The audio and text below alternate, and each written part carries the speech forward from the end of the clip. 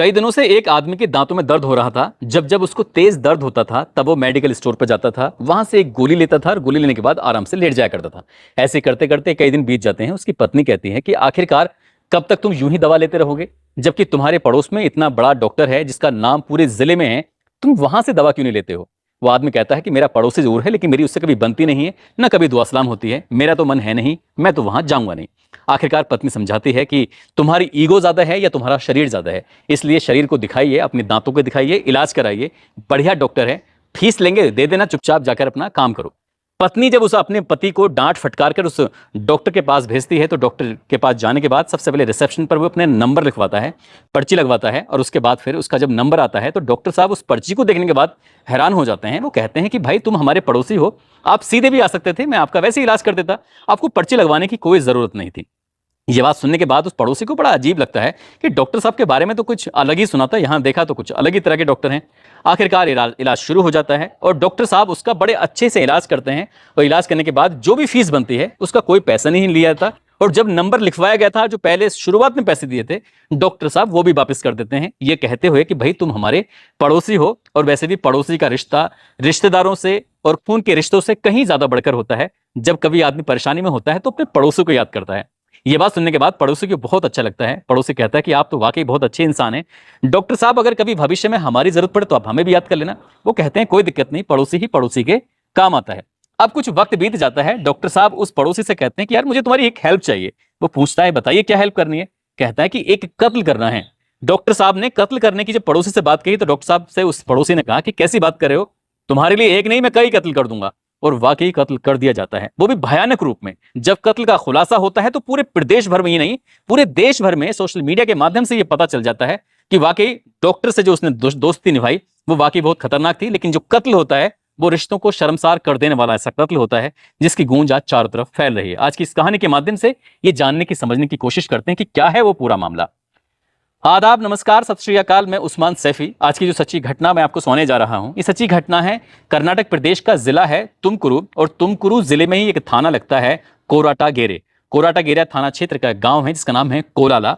7 अगस्त 2025 की सुबह 10 बजे के आसपास एक आवारा कुत्ते के मुंह में इंसान का हाथ था। वो इंसान के हाथ को एक ऐसी सुरक्षित जगह पर लेके जाना चाहता था जहां बैठ के आराम से तसल्ली से उससे खा सके, लेकिन एक किसी ग्रामीण की उस पर नजर पड़ जाती है, और ग्रामीण ने उस कुत्ते को रोकने की जैसे ही कोशिश की तो वो बस्ती की तरफ भागने लगता है। जैसे जैसे कुत्ता वो बस्ती की तरफ भाग रहा था वैसे वैसे शोर भी मच रहा था। जब शोर मच रहा था तो लोग अपने घरों से निकलकर देख रहे थे कि आखिरकार ये शोर क्यों है। कुत्ते के मुंह में इंसान का हाथ था, और वो जिस गली से गुजर जाता था उस गली में लोगों का हल्ला शुरू हो जाता था, शोर मच जाता था, और ये लोग परेशान थे कि आखिरकार ये किसका हाथ लेके घूम रहा है। बस देखते ही देखते किसी ने 112 नंबर पर फोन कर दिया, और जैसे ही सूचना 112 नंबर पर मुख्यालय पर पहुंचती है, मुख्यालय से जिला मुख्यालय पर खबर पहुंचती है, उसके बाद फिर संबंधित थाना यानी कि कोराटागेरे में सूचना दी जाती है, और कोराटागेरे की सूचना मिलते ही पुलिस तुरंत ही इस कोलाला गांव में पहुंच जाती है, ये जानने के लिए कि आखिरकार सूचना में कितना दम है कितना नहीं है। लेकिन जैसे पुलिस मौके पर पहुंचती है तब तक ग्रामीणों ने उस कुत्ते को घेर कर उस हाथ को छीन लिया, और छीनने के बाद आखिरकार सब लोग उस हाथ को देख रहे थे कि यार किसका हाथ है। बस पुलिस भी अब मौके पर पहुंचती है तो उस हाथ को कब्जे में लेती है। हाथ को कब्जे में लेने के बाद आखिरकार पता चलता है कि उस हाथ में अंगूठी थी और साथ ही चूड़ियां थी। हाथ को देखकर यह साफ अंदाजा लगाया जा रहा था जैसे किसी महिला का हाथ है, लेकिन कौन है वो महिला, कहां से वो हाथ आया है, तमाम तरह के सवाल थे, हर कोई जानना चाहता था।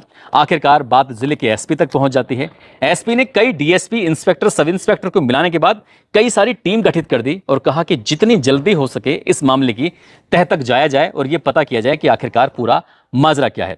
इसके बाद forensic team, dog squad, surveillance team और जो कई अलग अलग टीमें थीं वो इस मामले की जांच पड़ताल में जुट जाती हैं।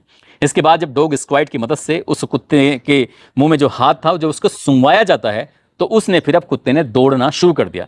5 किलोमीटर के एरिया में वो कुत्ता इधर से उधर ये जा रहे थे। जो डॉग स्क्वाड की अलग अलग टीमें थीं, पता चलता है कि लिंगापुर एक जगह लगती है, साथ ही लिंबूगन हल्ली जगह लगती है, गरुड़चल एक नदी है जो उसका किनारा है, सिद्धरबेट्टा वन क्षेत्र है, और मल्ले काबू है, और चिक्करवल्ली। ये ऐसे गांव थे, ऐसे इलाके थे। इन इलाकों के 18 जगह पर 18 टुकड़े मिलते हैं इंसान के, यानी कि पहला जो हाथ मिला था वो, और जब उस इंसान के टुकड़ों को जोड़ा जाता है तो उसमें सर नहीं था, बाकी सारे हिस्से थे। कहीं कहीं पॉलिथीन के बैग भी थे जहां पर लाश के टुकड़े मिल जाते हैं। आखिरकार ये लाश बन तो जाती है लेकिन सर नहीं मिलता। पुलिस वाले अब इस चक्कर में थे, परेशान थे कि आखिरकार सर कहां है, किसका सर है, कौन है वो महिला, किसने इसकी हत्या की हुई। ये ही सवाल थे। इन सवालों का जवाब अब सब जानना चाहते थे। ये जो पूरे कर्नाटक प्रदेश में खबर जब प्रकाशित होती है, वहां के लोकल जो टेलीविजन होती हैं, न्यूज चैनल होते हैं, वहां प्रकाशित चलती है, तो उसके बाद फिर पूरा प्रदेश ये जानना चाहता था कि आखिरकार पूरा माजरा क्या है, मामला क्या है। तब पुलिस ने देखा तो ना उस इलाके में कोई सीसीटीवी कैमरे थे, ना ही कोई चश्मदीद था। तो कैसे पता करें, कैसे ना पता करें। तभी पुलिस ने पूरे प्रदेश भर में एक वायरलेस चलवाया, और वायरलेस चलवाने के बाद खासकर तुमकुरू जिले के आसपास जितने भी जिले थे और साथ ही जो उस जिले के अंदर जितने भी थाने हैं, सब में ये खबर दी गई कि आखिरकार कोई महिला, कोई गुमशुदा तो नहीं है, ऐसी कोई सूचना तो नहीं आई है। तभी पता चलता है कि हाँ, एक सूचना आई तो जरूर है, और ये भी इसी तुमकुरू जिले का एक बेलावी थाना लगता है, वहां पर एक सूचना आई है। दरअसल एक कारपेंटर है जो बढ़ईगिरी का काम करता है, नाम उसका वसुराज है, जो कि 4 अगस्त 2025 की शाम को थाने पहुंचता है। कहता है कि साहब, मेरी जो पत्नी है जिसका नाम है लक्ष्मा देवम्मा, जिसकी उम्र लगभग 42 साल के आसपास है, वो अपनी बेटी के घर पर गई थी 3 अगस्त 2025 को, लेकिन वापस लौटकर नहीं आती है। हमने उसका दिन भर इंतजार किया, बेटी को फोन किया, बेटी ने कहा कि वो तो जा चुकी है। रात भर उसका इंतजार किया, अगला दिन निकलता है, सब जगह हमने ढूंढा, तलाश किया, लेकिन जब उसका कहीं पता नहीं चलता है तो मैं एफआईआर दर्ज कराने के लिए आया हूं। पुलिस ने आखिरकार उस पति की तहरीर के आधार पर मुकदमा दर्ज कर लिया था। अब उस महिला के 18 टुकड़े तो मिल जाते हैं, 19वां टुकड़ा यानी कि जो उसका सर था वो मिल नहीं रहा था। फिर भी पुलिस वालों ने उस वसुराज को अपने पास बुलाया, और पास बुलाने के बाद कहा कि देखो, पोस्टमार्टम हाउस में एक लाश रखी हुई है, आप उसको देख करके पहचान सकते हो। तब उस व्यक्ति ने अपनी उस पत्नी के टुकड़े देखे और देखते पहचान लिया, क्योंकि हाथ पर एक निशान था। निशान देखने के बाद कहा कि साहब, ये उसी की पत्नी की लाश है, बाकी सर कहाँ है। अब पुलिस वाले, ये तो कुछ तो सफलता मिल जाती है कि आखिरकार लक्ष्मी देवम्मा की ये लाश है, लेकिन इसका कत्ल किसने किया, क्यों किया। पुलिस इन सवालों के जवाब जानना चाहती थी, और जवाब जानने के लिए पुलिस ने सैकड़ों लोगों को रडार पर ले लिया। अब जो दोस्त थे, दुश्मन थे, पति से लेकर रिश्तेदार, हर किसी के पास पुलिस जाती है। जहां जहां तक पुलिस की पहुंच थी, वहां वहां तक लोगों से पूछती है, लेकिन पुलिस को कोई सफलता मिल नहीं पा रही थी। आखिरकार पुलिस ने अपनी तरफ से कोशिश की, और पुराने कई दिनों के जो उस इलाके में जितने भी सीसीटीवी कैमरे थे, उन सीसीटीवी कैमरों को खंगालना शुरू किया। तो पता चलता है कि 3 अगस्त 2025 की दोपहर के बाद का समय था। ये हनुमंतपुरा एक जगह लगती है, यहां से जाना वाला एक रास्ता होता है कोराटा गेरे, जो तालुक की तरफ जाता है। तो वहां पर एक कार थी, जो विरेजा कार, वो जाती है और जाने के बाद वापस लौटकर तुरंत ही आ जाती है। अब इसके बारे में पता किया जाता है कि ये कार किसकी थी, क्योंकि जितने भी संदिग्ध वाहन थे सबके बारे में पता कर रहे थे, लेकिन इस कार में कुछ अलग बात थी। ब्रेजा कार थी, उसको जो मॉडिफाई कराया गया था वो कुछ अलग ढंग से कराया गया था, जिसको देखते ही दूर से आराम से पहचाना जा सके। अब उसके जो नंबर थे, जब नंबर को ट्रेस किया जाता है तो पता चलता है कि आगे भी और पीछे भी दोनों तरफ ही जो प्लेट लगी हुई थी वो नकली थे, फेक नंबर थे। आखिरकार ऐसा कोई क्यों करेगा, लेकिन सबसे खास बात यह थी कि मॉडिफाई जिस तरह से की गई थी, ऐसी कोई ब्रेजा कार को कराता नहीं है। आखिरकार पुलिस ने उसका फोटो चारों तरफ सर्कुलेट किया, और सर्कुलेट करने के बाद पुलिस के पास सूचना पहुंच जाती है कि साहब, एक व्यक्ति है जिसका नाम तुमकुरू का ही रहने वाला है, उर्दू गेरे एक जगह लगती है, वहां का रहने वाला सतीश है। दरअसल ये कार सतीश की है। अब पुलिस उस सतीश के पास जाती है, सतीश के एन। अब पुलिस, वो क्यों, वैसे भी पेशे से किसान है, उसके पास जाती है, उसको हिरासत में यानी कि पूछताछ के लिए बुलाती है। उससे पूछा जाता है कि तुम्हारी कार ये क्या कर रही है। जब सीसीटीवी दिखाया जाता है तो वो इधर उधर की बातें करने लगता है, लेकिन पुलिस उससे सख्ती से पूछताछ करती है। वो कहता है कि साहब, मेरी कार तो है नहीं। अब कार का जो नंबर था वो उसी का ही आ रहा है, उसके घर पे कार मिल भी जाती है। फिर पुलिस उससे सख्ती से पूछती है कि कार का क्या मसला है, बताओ। उसने कहा कि साहब, मैंने 6 महीने पहले जो तुमकुरू के ही मशहूर डॉक्टर हैं, जिनका नाम रामचंद्रप्पा है, रामचंद्रप्पा एस, दरअसल ये कार मैंने 6 महीने पहले उनको बेच दी थी। अब उनके बारे में जब पता किया जाता है कि वो कहाँ हैं, तभी पता चलता है कि वो धर्मस्थला में दर्शन करने के लिए गए हैं। पुलिस अब उनके धर्मस्थला में आने का इंतजार कर रही थी। पुलिस ने सोचा कि कहीं ऐसा ना हो निकल जाए, इसलिए पुलिस वहां सीधे पहुंच जाती है। अब ये महिला जो मरी है, यानी कि जिसकी हत्या हुई है, इसका इस डॉक्टर से सीधे सीधे ताल्लुक हो जाता है। और ताल्लुक इसलिए था क्योंकि जो डॉक्टर रामचंद्र है, उसकी उम्र तो है 47 साल, लेकिन उसकी पहली पत्नी को तलाक दे दिया था उसने, दूसरी शादी की थी, और दूसरी शादी जो की थी वो इसी लक्ष्मी देवम्मा की बेटी से की थी, तेजस्वी से, जिसकी उम्र लगभग 22 साल के आसपास होती है, और उसको एक बेटी भी होती है। क्योंकि अब सीधा सीधा कनेक्शन था, और ये जो बेटी यानी कि लक्ष्मी देवम्मा गई थी, वो इसी डॉक्टर के घर पर गई थी अपनी बेटी से मिलने के लिए। पुलिस अब इसका इंतजार कर रही थी। आखिरकार धर्मस्थला से जब वापस लौट कर रहा था तो पुलिस ने इसको पकड़ लिया। इधर पुलिस ने सतीश केएन की जो सीडीआर थी वो निकलवाई, और सीडीआर के माध्यम से पता चलता है कि ये सतीश डॉक्टर के भी संपर्क में था, और इसका चचेरा भाई है उसके भी संपर्क में था। आखिरकार पुलिस ने तीनों को एक साथ बिठाया, और बिठाने के बाद इनसे पूछताछ करना शुरू किया है। तब डॉक्टर ने तोते की तरह बोलना शुरू कर दिया। दरअसल 11 अगस्त 2025 को डॉक्टर साहब को जब हिरासत में लिया जाता है तो डॉक्टर साहब बताते हैं कि जब इसकी शादी होती है तो तब से इसको ऐसा लगता है कि जो इसकी सास है ना, उस सास का कैरेक्टर खराब है, उसका कई मर्दों से संबंध है और वो अपनी बेटी को भी यानी कि उसकी पत्नी को भी खराब कर देगी, इसलिए वो अपनी पत्नी को दूर रखना चाहता था। लेकिन सास थी कि घर में उसका बेवजह की दखल अंदाजी होती थी और वो कई बार कोशिश करता था, लड़ाई झगड़े भी होते थे, सास से कहता था कि तुम मेरे घर मत आया करो, लेकिन सास थी कि वो अपनी बेटी के लिए घर आ जाया करती थी। आखिरकार 6 महीने से उसने प्लान करना शुरू कर दिया और एक दिन दांत में दर्द था सतीश के, सतीश अपना इलाज कराने के लिए आता है, इलाज फ्री में हो जाता है और तभी उस दिन एक वादा कर लिया जाता है कि सतीश भाई क्या हमारे लिए कत्ल कर दोगे। सतीश ने कहा कैसी बात कर रहे हो डॉक्टर साहब, क्यों नहीं करेंगे। तो 4-4 लाख रुपए उनको देने की बात तय हो जाती है। सतीश ने अपने साथ अपना चचेरा भाई किरण को भी लगा लिया। अब किरण और सतीश इनको 4-4 लाख रुपए का ऑफर दिया था, 50-50 हजार रुपए एडवांस भी दे दिए।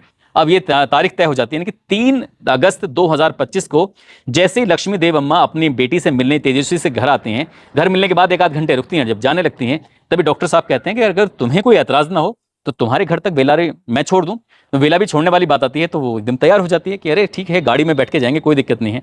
तो गाड़ी में जैसे ही वो खुद तो ड्राइविंग कर रहा है डॉक्टर और साथ में कंडक्टर वाली सीट पर अपनी सास को बिठा लेता है, लेकिन वो सास नहीं जानती थी कि पीछे सतीश बैठा हुआ है और किरण बैठा हुआ है। जैसे ही वो बैठती है तुरंत ही तत्काल प्रभाव से उसका उसी के पल्लू से, उसी के घूंघट से उसका गला दबाते हैं। गला दबाने के बाद इसकी हत्या कर देते हैं। अब 3 अगस्त को ही दोपहर के बाद अपनी कार को लेकर ये जो हनुमंतपुरा लगता है और कोरता डिगेरे जो जगह लगती है, तो उस जगह पर वो जा रहे थे। लेकिन जाते जाते उन्होंने कहा कि अगर हमने इस लाश को नदी में फेंका तो ये फूल के बाहर आ जाएगी, बाहर आएगी तो फिर पकड़े जाएंगे, अगर हमने ऐसे फेंका तो पुलिस पकड़ लेगी। क्यों ना डॉक्टर साहब एक काम करें, अगर हम इसके छोटे छोटे टुकड़े कर दें तो बहुत अच्छा रहेगा। दोनों ने, किरण ने और सतीश ने, जब ऐसा डॉक्टर साहब को मशवरा दिया तो वह कहते हैं कि ठीक है चलो वापस लेकर चलते हैं। लाश को वापस लेकर आते हैं, डिग्गी में रखी हुई थी, सीधा फार्म हाउस की तरफ लेके जाते हैं। लाश रखी रहती है। अगले दिन यानी कि ये 3 तारीख को हत्या करते हैं, 4 तारीख को सीधा बाजार जाते हैं, कुछ ऐसे उपकरण खरीदते हैं जिससे क्या उसके शरीर के अलग अलग हिस्से किया जा सके। डॉक्टर साहब क्योंकि पेशे से डॉक्टर थे, उनको काम करने की तजुर्बा अच्छा था। जहां जहां भी जोड़ के हिस्से थे, चाहे वो हाथ हो, चाहे यहां से हो, चाहे वो गर्दन हो, अलग अलग शरीर के ऐसे हिस्से करते हैं बिल्कुल प्रोफेशनल तरीके से। जब पुलिस को लाश के टुकड़े मिलते हैं तो डॉक्टर पुलिस वाले भी समझ जाते हैं कि जिसने भी हत्या की है वो बहुत ही प्रोफेशनल आदमी है जिसने हत्या की है। आखिरकार ये डॉक्टर साहब भी पकड़े जाते हैं, वो भी अपना जुर्म कबूल कर लेते हैं। साथ ही जो उनके साथी होते हैं वो भी पकड़े जाते हैं। जो बेटी होती है उस पूरे माजरे से बिल्कुल अनजान थी, उसको कुछ भी नहीं पता था कि उसकी माँ का कत्ल हो चुका है और वो भी इतने भयानक रूप में हो चुका है। आखिरकार वो सर भी पुलिस को मिल जाता है 2-1 दिन के बाद और पुलिस ने इन तीनों को गिरफ्तार किया और गिरफ्तार करने के बाद इनको जेल भेज दिया। जब इस घटनाक्रम का पुलिस खुलासा करती है 11 अगस्त 2025 को, तो पूरे प्रदेश भर में इस घटनाक्रम को लेकर गूंज फैल जाती है कि एक महिला की वो भी दामाद अपनी सास के कितने 19 टुकड़े करके और जंगल में इधर से उधर 5-6 किलोमीटर के दायरे में फेंक देता है कि ताकि ये लाश मिलेगी नहीं। लेकिन एक कुत्ता एक हाथ को लेकर ऐसे घूम रहा था जैसे कोई खाने की वस्तु हो और वो एक ऐसी जगह की तलाश कर रहा था कि जहां आराम से इत्मीनान से मौका मिलेगा और वो उस हाथ को खा जाएगा। लेकिन ग्रामीणों की नजर पड़ जाती है और उसके बाद फिर बाकी हिस्सों को भी तलाश कर लिया जाता है। दोस्तों, इस पूरे घटनाक्रम को सुनाने का उद्देश्य किसी को परेशान करना नहीं है, किसी का दिल दुखाना नहीं है, बल्कि आपको जागरूक करना है, आपको सचेत करना है और आपको बताना है कि डॉक्टर रामचंद्र ने लगभग 6 महीने तक बहुत सारी फिल्में देखी, बहुत सारे टीवी सीरियल देखे, बहुत सारा रिसर्च किया और रिसर्च करने के बाद उसने सोचा कि मैं जो कत्ल करूंगा तो शायद कभी पकड़ा नहीं जाऊंगा। लेकिन वो महज 3-4 दिन बाद ही पकड़ा जाता है और ना केवल पकड़ा जाता है बल्कि उसका क्रूर चेहरा पब्लिक के सामने आ जाता है।